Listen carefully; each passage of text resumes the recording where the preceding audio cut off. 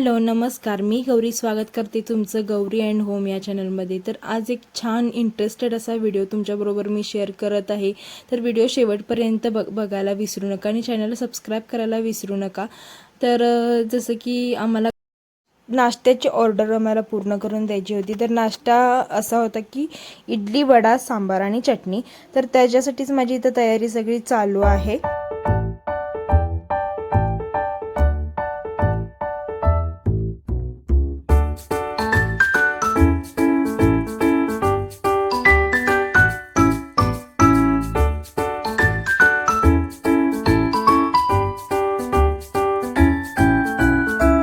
तर आज आम्हाला एक ऑर्डर आली होती, इडली, सांबार, चटणी, वडा वगैरे सगळं आम्हाला द्यायचं होतं। तर त्यासाठी मी काय केलं की सगळी सकाळची जी आपली कामं असतात ती आवरून घेतली, म्हणजे माझा स्वयंपाक, देवपूजा वगैरे। आणि आज मम्मी पण थांबल्या होत्या घरातच, कारण ती ऑर्डर आम्हाला द्यायची होती। तर इथं बघा सगळं माझं आवरायचं चालू आहे। आणि जवळजवळ आम्हाला 40 इडल्या आणि 20 वडे द्यायचे होते। तर मी जो हॉटेलमध्ये सांबार मला करून द्यायचा होता तो सकाळीच दिला होता, चटणी, सांबार वगैरे। आणि कालपासून सगळी माझी तयारी चालू होती।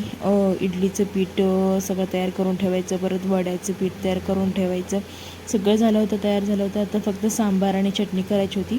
तर पहिला म्हटलं गॅस कट्टा सगळं स्वच्छ करून घ्यायचा आणि मग नंतर सगळं हे कामाला सुरुवात करायची, कारण त्याच जे सगळं राड झालेलं असतं त्याच्यातच स्वयंपाक वगैरे काहीही दुसरं काही करू वाटत नाही। त्यासाठी मग मी गॅस कट्टा वगैरे सगळं स्वच्छ करून घेतला आणि त्यानंतरनं मग सगळ्या सांबार आणि चटणीची तयारीला लागली मी।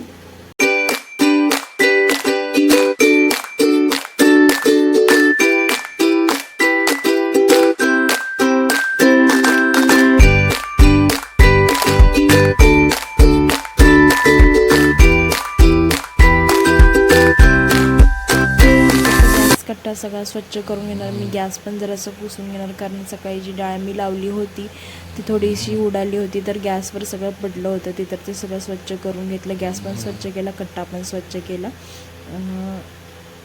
सांबार फोडणी घालण्यासाठी इथं गॅसवर मी मोठं भांडं ठेवलेलं आहे, त्यामध्ये तेल टाकून घेतलेलं आहे।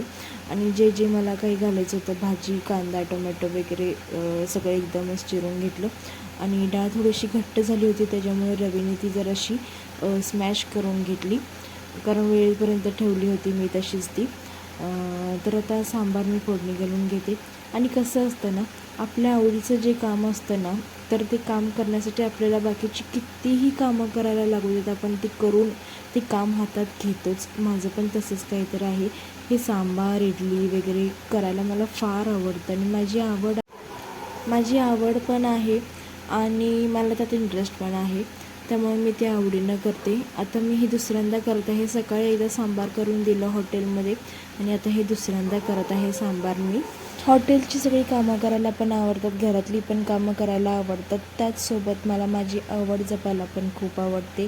जसं की मला व्हिडिओ शूट करणे, यूट्यूबवर काम करणे हे पण खूप आवडतं। त्यामुळे मी माझी आवड, माझी रिस्पॉन्सिबिलिटी, माझ्यावर जे जबाबदारी आहेत त्या पण मी पूर्ण करते आणि माझ्या आवडी पण पूर्ण करते।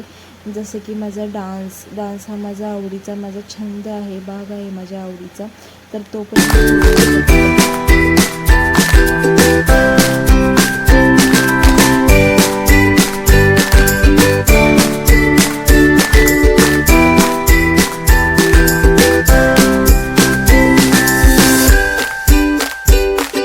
इथं मी सांबार फोडणी घालत आहे। सांबार फोडणी घातल्यानंतर अजून मला चटणी पण करायची होती। तर चटणी उन्हाळ्याच्या दिवसात राहत नाही, त्यामुळे थोडंसं लेटच करायची म्हणून मी ठेवली होती ती बाजूला।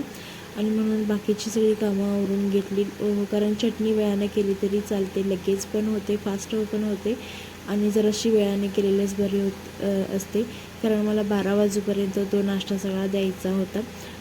आणि पप्पा हॉटेलकडे गेले होते, कारण इडली मी तिकडूनच लावून आणल्या होत्या, कारण तिथे इडलीचं मोठं भांडं आहे, त्यामुळे एकाच वेळी भरपूर प्रमाणात इडली होतात तिथं।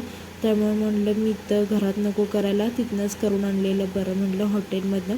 आणि वडे तेवढे आम्ही इथे घरातच तळली होती. वडे कसे तळले, कसे सोडले मम्मीने हे तुम्हाला पुढं व्हिडिओमध्ये बघायला मिळेलच.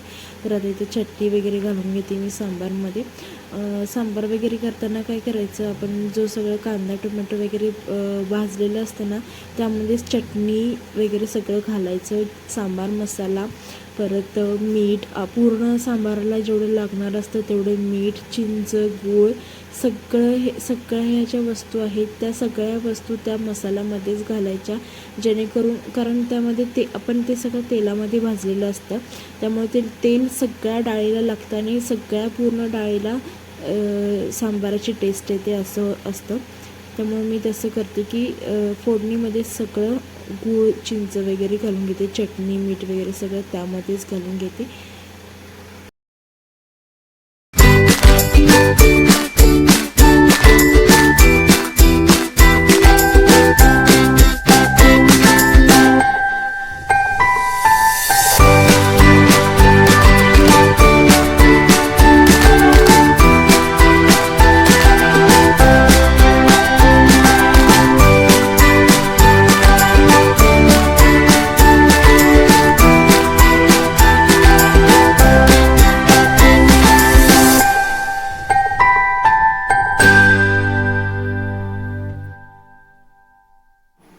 तर आता इथं माझी आमटी तयार आहे. आता आमटीला मस्तपैकी मी उकळी काढणार, तोपर्यंत अजून काही कामं आहेत की ते बघून घेते. आता इथं बघा गॅस कट्टा वगैरे स्वच्छ घेतला. परत एकदा सारखं गॅस कट्ट्यावर हात तर फिरतच असतो, कारण जेवढं स्वच्छ असेल तेवढं छान वाटतं. तर आता मी बघते माझं जे वड्याचं पीठ आहे ते फर्मेंट झालं का, कारण मी हे रात्रीच तयार करून ठेवलं होतं. तर आता बघूया, हे चिटकलेलं आहे, थोडं वरती आलेलं आहे, म्हणजे फर्मेंट बघायचं छान फर्मेंट झालं आहे आणि फुगून वरती आलेलं आहे. हे फेटून पण मी रात्रीच ठेवलं होतं, कारण सकाळी परत सगळ्या कामाला वेळ होणार, त्यामुळे म्हटलं रात्रीच फेटून ठेवलेलं बरं. जसं की मी पहिलाच म्हटलं की मी सगळी तयारी आदल्या दिवशी करून ठेवली होती, कारण दुसऱ्या दिवशी कोणत्याही कामाची गडबड होऊ नये यासाठी. तर आता हे पीठ पण छान तयार झालेलं आहे. तर यामध्ये थोडं मिरची, आलं, खोबरं वगैरे टाकून घेते, जिरे, कोथिंबीर वगैरे सगळं, त्यामुळे वड्यांना छान टेस्ट येईल. सांबाराला पण छान उकळी आलेली आहे, बघू शकता तुम्ही किती छान दिसते. पूर्ण हे भांडं भरून मी सांबार केलं होतं. तर सांबार पण उकळलेलं आहे.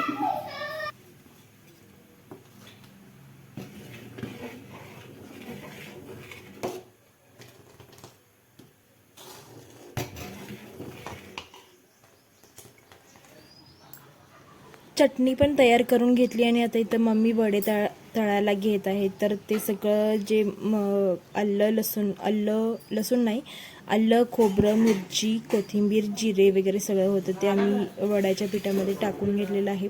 आणि आता तेल पण मी उशीरपासून तापवायला ठेवलं होतं. आमटीचा गॅस बंद केलेला आहे. सांबार जे आहे ते तयार झालेलं आहे आणि आता मम्मी वडे तळायला घेत आहेत.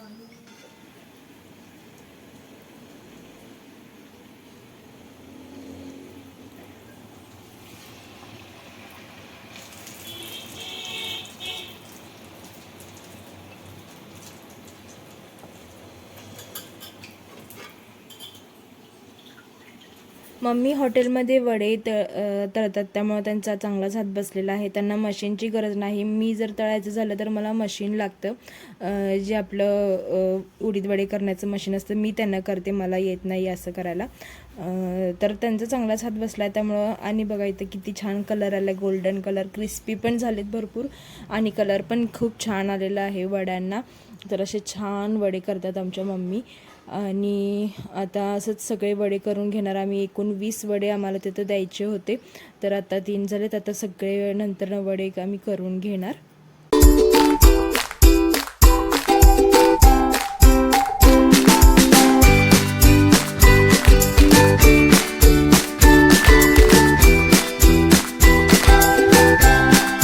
सगळा जो नाश्ता द्यायचा होता, वडा, इडली, सांबार, चटणी वगैरे सगळं दिलं. मम्मींना पॅक करून त्या घेऊन गेला आणि आल्या पण. हे सगळ्या प्लेटा, ह्या ज्या प्लेटा आहेत त्या सगळ्या तिकडच्याच आहेत. मी पहिला माझी घरातली जी भांडी होती ती सगळी साफ करून घेतली आणि आता ह्या ज्या प्लेटा तिकडनं आणलेल्या आहेत त्या पण सगळ्या मी धुवून घेते, भांडी घासून घेते. तर तिथं जागा नसल्यामुळे त्या ह्या सगळ्या घरीच आणल्या आम्ही, कारण आम्हाला ना सोसायटीमध्ये हा नाश्ता द्यायचा होता. तर ती ऑर्डर आम्ही पूर्ण केली अशी दोघींनी मिळून. तर आज छान वाटलं की बाबा. मला आणखी एक गोष्ट तुमच्या सगळ्यांबरोबर शेअर करायची आहे. जास्त करून त्या माझ्या मैत्रिणी ज्या घरी असतात, ज्या जॉबला जात नाहीत, तर तुम्ही असं घरबसल्या नाश्त्याचे ऑर्डर वगैरे घेऊ शकता. जर तुम्हाला पॉसिबल असेल तर खूप छान छान आणि चांगला पर्याय आहे हा. कारण तुमची यासोबत घरातली पण कामं होऊ शकतात आणि तुम्ही 4 पैसे कमवू पण शकता. तर ही आयडिया तुम्हाला कशी वाटली आणि जर तुम्हाला ते करता आलं तर नक्की करा. खूप फायदा आहे त्यात आणि तुम्ही काहीतरी करता याचं तुम्हाला समाधान पण मिळेल. तर माझं पण असंच काहीतरी समाधान मला मिळतं.